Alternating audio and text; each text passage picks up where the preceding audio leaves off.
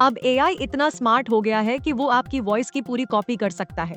हाँ, वही वॉइस जो आप बैंक कॉल पर वेरिफिकेशन के लिए यूज करते हैं।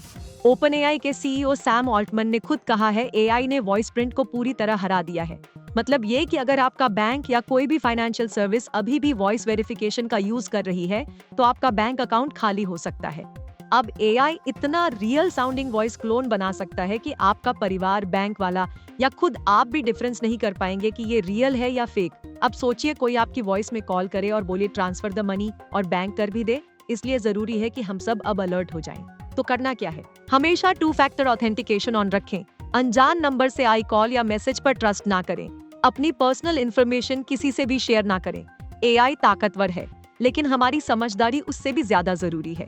अगर आपको ये जानकारी काम की लगी हो तो वीडियो को लाइक जरूर करें और अपने दोस्तों और फैमिली के साथ शेयर करना ना भूलें, ताकि वो भी सेफ रह सके।